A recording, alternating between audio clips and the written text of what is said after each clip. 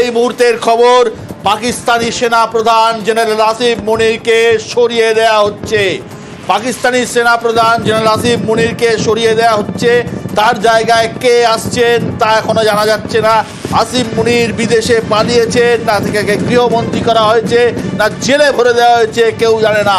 অর্থাৎ পাকিস্তানের নির্বাচিত সরকার সমস্ত দায় সেনা প্রধানের ওপর চাপাচ্ছে, এটা নিয়ে পরিষ্কার। তার কারণ সেনা প্রধান আসিফ মুনির গ্রেপ্তার হয়েছেন বলে খবর পাওয়া যাচ্ছে। আরও একটা গুরুত্বপূর্ণ খবর, কালকেই পাকিস্তান উড়ে যাচ্ছেন সৌদি বিদেশমন্ত্রী।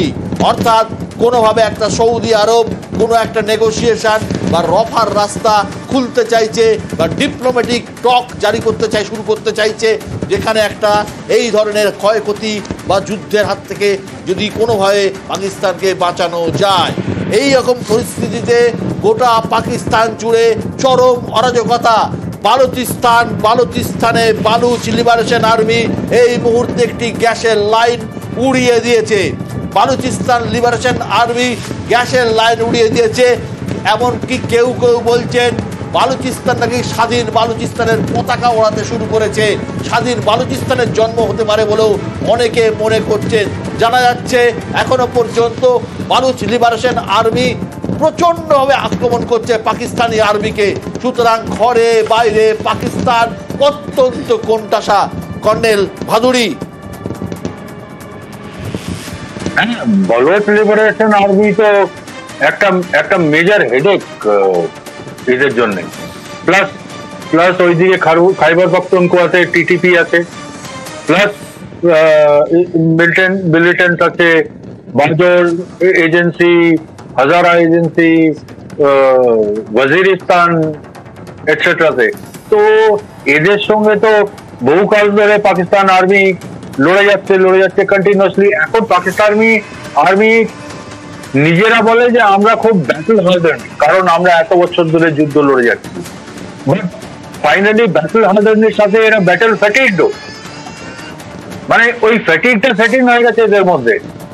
এখন ইন্ডিয়ার সাথে এরা পাঙ্গা নিয়ে নিয়েছে।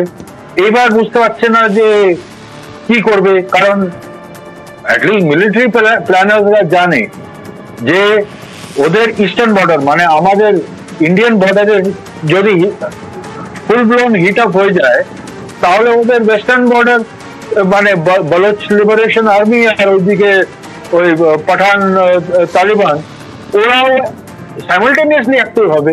কারণ ওরা একটা চান্স দেখবে যে পাকিস্তান আর্মির ভালনারেবিলিটি, পাকিস্তান আর্মি এখন ইন্ডিয়ান আর্মির সঙ্গে জড়িয়ে আছে, তো আমরা আমাদের অ্যাক্টিভিটি বাড়িয়ে দিই। তো এই থ্রেটটা তো পাকিস্তান আর্মির ওপরে আছেই। তো ওইটা নিয়ে এখন ওইখানে কনফিউশনের একটা সিচুয়েশন হয়ে এই মুহূর্তে দাঁড়িয়ে আছে। দুদিন আগে তো এমনিতে গতকাল বলে যোগাযোগটা মনে হয় বিচ্ছিন্ন হয়েছে বড় করে।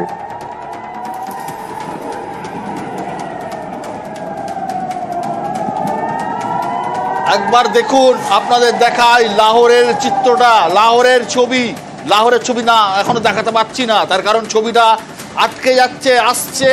কিন্তু আমরা যে খবর পাচ্ছি ভয়াবহ অবস্থা লাহোরের। আবির রয়েছে দিল্লিতে। আবির, কি অবস্থা লাহোরের?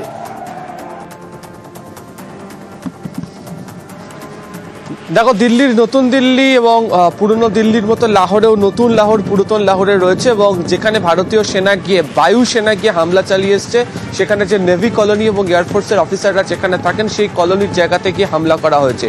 এবং লাহোরের যে ছবি, যে বিভিন্ন ভিডিও আসছে, সেই ভিডিও দেখে বোঝা যাচ্ছে গোটা জায়গা কার্যত একদম মানে গুড়িয়ে দেওয়া হয়েছে, কোনো কিছুর অবশিষ্ট সেখানে আর রাখেনি। আজকে বিকেলবেলা থেকে একটা খবর দিল্লিতে ঘোরাফেরা করছিল, এবং যে কারণে বৈঠকের ক্ষেত্রে বলা হচ্ছিল যে জম্মু থেকে পাঞ্জাবের মধ্যে যে জায়গাগুলি রয়েছে সেখান থেকে সীমান্তবর্তী এলাকার মানুষজন যারা রয়েছেন তাদেরকে দ্রুত দূরে সরাতে হবে। এবং এটা আন্দাজও ছিল হচ্ছে যে কোনো না কোনোভাবে আক্রমণের জায়গা লাহোরের দিক থেকে হতে পারে। এবং আজকে যখন জম্মুতে যখন ড্রোনগুলো আইডেন্টিফাই হয়, ভারতীয় বায়ুসেনা যখন পাকিস্তানের ড্রোনকে যখন ধ্বংস করে দেয়, এবং তারপরে যে প্রথম যে জায়গাতে টার্গেট করে ভারতীয় বায়ুসেনা গিয়ে হামলা চালিয়ে এসছে তার মধ্যে লাহোর রয়েছে। ফলে একেবারে বাছাই করা জায়গা, আগে থেকে ব্লু প্রিন্ট ইন্ডিয়া তৈরি করে রেখেছিল যে কোথায় কোথায় তারা আক্রমণ করতে চায়, কারণ তারা যদিও একটা হুঁশিয়ারি দিয়ে রেখেছিল যদি তাদের প্রতি আক্রমণ হয় তাহলেই তারা সেই আক্রমণের রাস্তাতে যাবে। এবং পাকিস্তান যে আচরণ শুরু করলো তারই পরিপ্রেক্ষিতে গিয়ে ভারতীয় বায়ুসেনা কার্যত বলা চলে লাহোর শহরটাকে কার্যত গুড়িয়ে দিয়ে এসছে মাটিতে। এই মুহূর্তে ভিডিও তাই কথা। হ্যাঁ থাক, মৈত্রীকে ধরো, মৈত্রী জম্মুতে রয়েছে। তুমি যেটা বললে, এখন দিন পর্যন্ত আমরা জানতাম বা আমরা শুনেছিলাম, আমাদের কর্নেলরা বলছিলেন যে ভারতীয় বায়ুসেনার যে রাফাল, মিগ, সুখোই, জাগুয়ার, তারা ভারতের এয়ার স্পেস থেকেই মিসাইল ছুঁড়েছে। কিন্তু তুমি বলছো লাহোরের এয়ার স্পেসে ঢুকে তারা গুঁড়িয়ে দিয়ে এসেছে, তার মানে ভারতীয় বায়ুসেনা পাকিস্তানের মাটিতে ঢুকে আক্রমণ চালিয়েছে, তাই তো?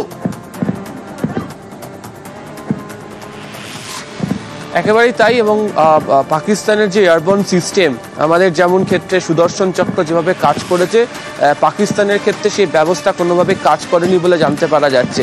এবং ভারতীয় বায়ুসেনার তরফ থেকে সিদ্ধান্তই নেওয়া হয়েছিল যে তারা আগে থেকেই বিভিন্ন এজেন্সিগুলোর তরফ থেকে তথ্যও সংগ্রহ করে রাখা হচ্ছিল যে নির্দিষ্ট যে জায়গাগুলি আছে এর আগেও যেভাবে আক্রমণ করা হয়েছিল ঠিক সেরকমভাবেই গিয়ে গুড়িয়ে দিয়ে আসা হয়েছে এবং কোনো কিছুই অবশিষ্ট নেই। এবং যেহেতু আরব সাগরের ভারতের পশ্চিম দিকের অংশতে যে যুদ্ধজাহাজ, সেই জাহাজ থেকে একাধিক যে যুদ্ধ বিমান উড়েছে, তারাও একই রকম যে কাজ করেছে হচ্ছে করাচি বন্দরেতে গিয়ে। ফলে সমস্ত দিক থেকেই লাগাতার আক্রমণ এই মুহূর্তে ভারতের তরফ থেকে চালানো হচ্ছে।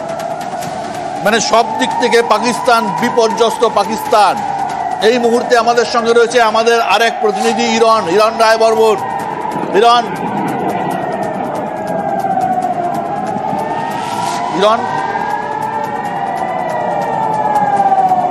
যোগাযোগ বিচ্ছিন্ন। ইরন, আবার যোগাযোগ করার চেষ্টা করো ইরনের সাথে।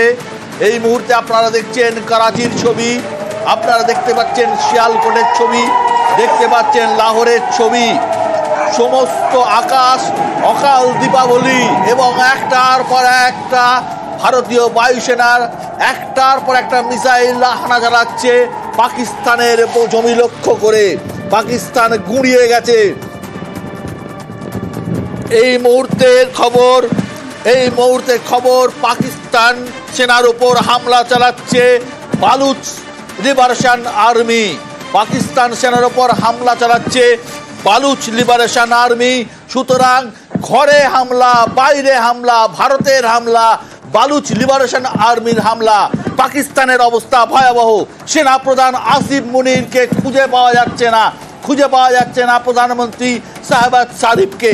মৈত্রেয়ী, এই মুহূর্তে কি শুনতে পাচ্ছ জম্মু সেক্টরে, কাশ্মীর সেক্টরের কি অবস্থা?